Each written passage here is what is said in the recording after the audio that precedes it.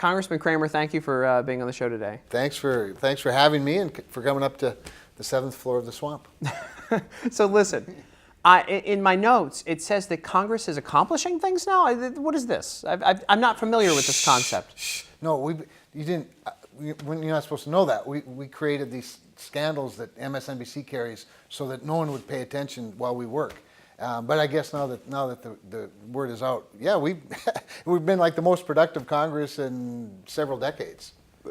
What are you most proud of that you've accomplished so far? So what I would say that I'm most proud of that this Congress has done are the Congressional Review Acts that we've passed. And we've passed, I think, 15 or so in the House, 14 of them passed the Senate and were signed by the President. And the reason I'm most proud of the CRAs is because they roll back some of the most egregious midnight rule regulations that the Obama administration tried to push on the economy on their way out the door. And the nice thing about a CRA is, of course, it can pass with 51 Senate votes, or 50 plus the Vice President. The President signs it. It has all the effect of law. And in fact, it's really even sort of extra disciplinary on the agencies in that it ensures that the agency can never bring back a rule that's substantially similar to the one that they promulgated, and in the future without legislative action. So it really brings that regulation discipline where it belongs, and that's to the people's representatives. So those 14 CRAs I'm most proud of it, and partly because, not just because we undid a lot of the job-killing, economy-killing regulations of the Obama administration, but because some of them are very important to North Dakota. So things like the BLM 2.0 rule, as an example, that's how we manage federal lands, really a big deal. That the education one that restores what was the intention of Congress in our last year's education bill, restores the education authority where it belongs back to states and school districts. So these are really big accomplishments that really sort of flew in under the radar. You talk about under the radar, like we didn't even know about it. Yeah. I mean, when we did the research for the show, we're like, wait a second, there are things that are happening other than.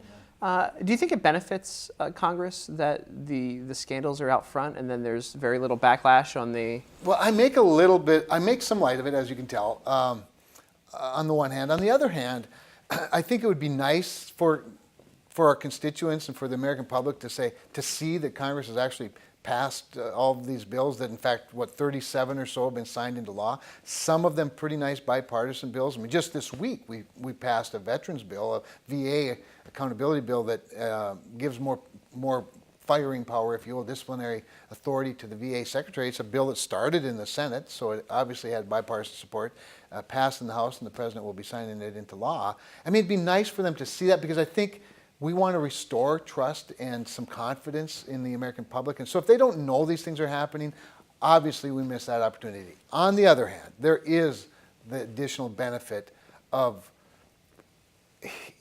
building more consensus when there's not so much political pressure from, whether it's stakeholder groups or, watchdog groups or whoever it might be who make a living out of driving wedges. So you're saying then that none of these CRAs had anything to do with Russia, huh? No. Not that I recall. Trust me, you're not in a hearing here. Something else happened this week, or maybe it was late last week. Oil started flowing through that little pipeline. Yeah, the Dakota Access. Yeah. So speaking of accomplishments, I actually said to the President, I don't know what you did your first full day of work, that it took you till the second full day to get that pipeline done, but thank you. It was a really big deal for us. Yeah, so it's interesting that the Dakota Access Pipeline, which ended up getting hung up, as you know, over a very short piece of the pipe that goes under the Missouri River in North Dakota, is such a deal changer. It's hard to exaggerate what it did for North Dakota, for example. From the time the President signed the executive order that basically set the stage for approving and finishing the pipeline, since then, in those few months, North Dakota has seen an increase of over 40% in drilling. Now, that's pretty remarkable. I mean, from an economic standpoint, from an environmental standpoint, from a safety standpoint, that's remarkable stuff. And so it's that kind of regulatory certainty we're going to need if we're going to build out an infrastructure, $1 trillion plus infrastructure in this country. It all starts with regulation and rolling them back. And speaking about the pipeline and the environment, turns out that the worst offenders to the environment were those protesters up there. It seemed like they left a lot of trash and even their pets behind. Yeah. How has that affected North Dakota, and has that been cleaned up? It's been cleaned up. It's the one area where the federal government did step up and participated through the Corps of Engineers. I mean, after all, it's their land.